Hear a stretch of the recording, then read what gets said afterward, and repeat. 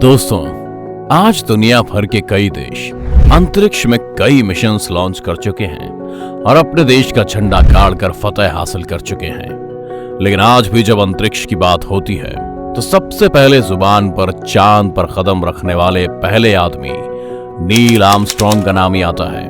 हम सब ये तो जानते ही हैं कि 16 जुलाई 1969 को नासा के द्वारा लॉन्च किए गए अपोलो 11 मिशन ने सफलता प्राप्त कर एक बड़ी ऐतिहासिक जीत हासिल की थी।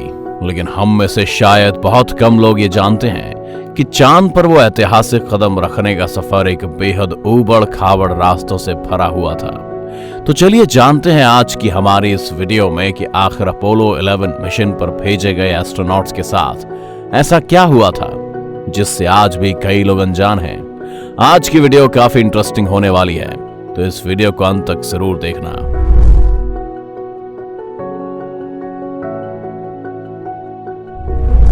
20 जुलाई 1969, 52 साल पहले इसी दिन इंसान ने चांद पर अपना पहला कदम रख के इतिहास बनाया था और भविष्य में अंतरिक्ष तक पहुंच की संभावनाओं के दरवाजे खोल दिए थे। नासा द्वारा लॉन्च किया गया अपोलो 11 21 घंटे 31 मिनट तक चांद की सतह पर रहा और 24 जुलाई 1969 को वापस धरती पर लौट आया।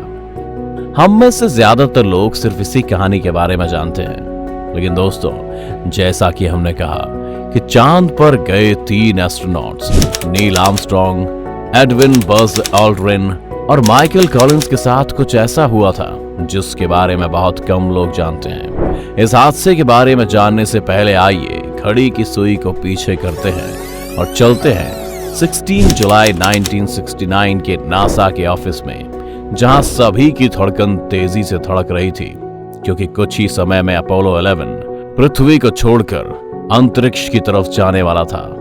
अंतरिक्ष पर जाने वाले तीनों एस्ट्रोनॉट्स की भी धड़कनें थमी हुई थी।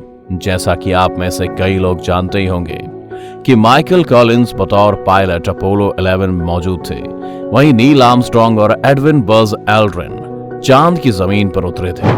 आखिरकार 8:32 AM को अपोलो 11 को Kennedy space centre launch complex 39A से लॉन्च किया गया और तीनों एस्ट्रोनॉट्स की अंतरिक्ष की यात्रा शुरू हो गई। महज 4 दिनों बाद ये चांद की सतह के बिल्कुल पास पहुंच चुका था। जिस लूनार मॉडल से नील आर्मस्ट्रांग और एडविन बज ऑल्ड्रिन अपोलो 11 से निकलकर चांद तक पहुंचे, उसे द ईगल नाम दिया गया था।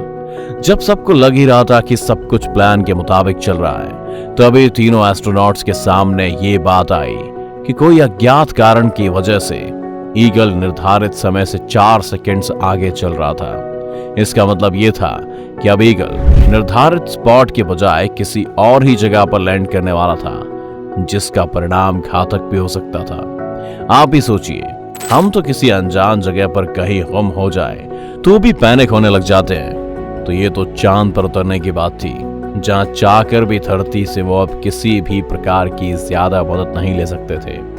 अब अंतरिक्ष यान और चांद की दूरी महज कुछ ही किलोमीटर्स की बची थी। अभी तो इन तीनों एस्ट्रोनॉट्स के डर के मारे पसीने छूट ही रहे थे कि अचानक एक और मुसीबत ने दस्तक दे दी। दरअसल अपोलो गाइडेंस कंप्यूटर, जो कि बहुत ही ज्यादा अहम था, उसने अचानक एरर कोड 1202 डिस्प्ले किया। अब ये एरर कोड क्या था और क्या हुआ था, इसकी जानकारी किसी भी एस्ट्रोनॉट्स को नहीं थी। ऐसे में नील आर्मस्ट्रांग ने तुरंत इसकी जानकारी धरती पर दी, लेकिन उन्हें कहा गया कि वो एरर कोड नजरअंदाज कर अपने मिशन में आगे बढ़े। हालांकि बाद में ये बात सामने आई कि रडार सिस्टम से ज्यादा कमांड्स आने की वजह से कंप्यूटर सिस्टम ओवरलोड हो चुका था और एरर कोड डिस्प्ले कर रहा था। एक और ये एरर कोड और दूसरी तरफ कुछ ही मिनटों में चांद पर लैंडिंग। ऐसे में नील आर्मस्ट्रांग ने हिम्मत और शांत दिमाग रखकर कंट्रोल्स अपने हाथ में लिए और ऐसी जगह स्पेस क्राफ्ट को लैंड करवाया जिससे सभी की जान बच सके। इस जगह को ट्रैंक्विलिटी बेस का नाम दिया।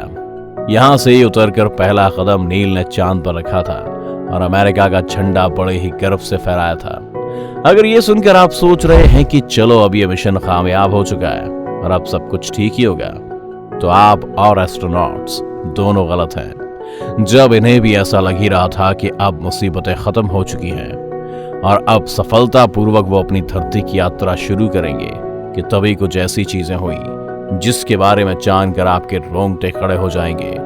लेकिन उसके बारे में जाने उससे पहले वीडियो को लाइक जरूर कर दीजिए और चैनल को सब्सक्राइब करना ना भूलें। चलिए बढ़ते हैं आगे। झंडा फहराने के बाद जब वो वापस गए तो उन्हें पता चला कि अब शायद वो कभी धरती पर नहीं जा पाएंगे और वो चांद पर ही फंस चुके हैं। दरअसल चांद पर कम टेम्परेचर होने की वजह से लैंडिंग के बाद ही स्पेस क्राफ्ट में मौजूद इंजन के फ्यूल पाइप में प्रेशर बढ़ चुका था और उसमें जमी नमी अब बर्फ में तब्दील हो रही थी। इनफैक्ट नासा भी अपने एस्ट्रोनॉट्स को यह कमांड देने ही वाला था कि वो इससे पहले कि ये सिचुएशन और घातक हो जाए वो तुरंत स्पेस क्राफ्ट से उतर जाए, क्योंकि ये प्रेशर इतना बढ़ चुका था कि स्पेस क्राफ्ट कभी भी ब्लास्ट हो सकता था। अब जरा कल्पना कीजिए, अगर ऐसा होता तो धरती पर वापस आना इनके लिए असंभव हो जाता और ये चांद पर ही अपनी आखिरी सांसें लेते। लेकिन जैसा कि हम जानते हैं कि चाको राखे साइया मार सके ना कोई, इसे भगवान की मेहरबानी समझो या इनका अच्छा नसीब, कुछ समय बाद बर्फ पिघलने लगी थी और इसके चलते वापस फ्यूल पाइप का प्रेशर नॉर्मल हो चुका था। 2.5 घंटे चांद पर घूमने के बाद और स्पेस क्राफ्ट की ये मुसीबतों को सुलझाने के बाद अभी सबने चैन की सांस ली थी कि एक और मुसीबत सामने आ गई थी।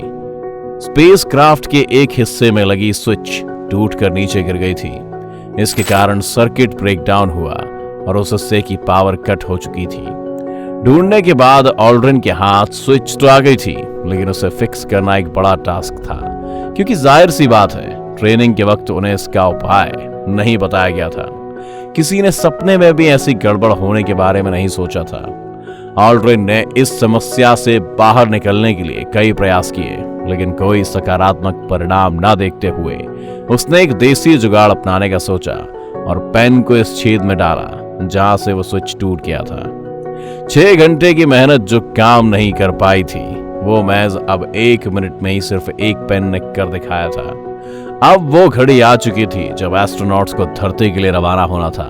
प्लान ये था कि कोलंबिया विमान, जिसकी मदद से उन्हें वापस धरती पर आना था, उसमें मौजूद 2 मॉड्यूल्स, पहला कमांड मॉड्यूल जिसमें एस्ट्रोनॉट सवार थे और दूसरा सर्विस मॉड्यूल जिसमें चांद की सतह से लाया गया विमान का बाकी सामान था, उन्हें कोलंबिया की धरती में आते ही अलग अलग डायरेक्शन में जाना था ताकि दोनों आपस में क्रैश ना हो। लेकिन यहाँ भी इनकी किस्मत ने इन्हें एक और चुनौती दी। दोनों मॉड्यूल्स ऑपोजिट डायरेक्शंस के बदले एक के पीछे एक तेज रफ्तार से बढ़ने लगे।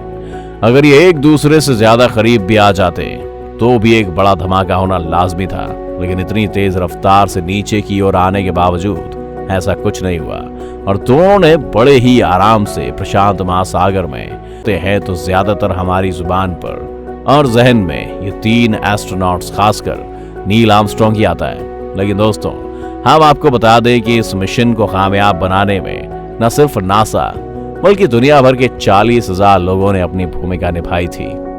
जहां एक और हमें अपोलो 11 के सक्सेसफुल मिशन की कहानियां इंटरनेट पर देखने को मिलती हैं और इनकी ये मुसीबतों का सफर सुनने मिलता है, वहीं कई ऐसी स्टोरीज भी मौजूद हैं जो मून लैंडिंग को फेक बताती हैं। अगर आप चाहते हैं हम उस पर भी एक और वीडियो लेकर हाजिर हों तो इस वीडियो को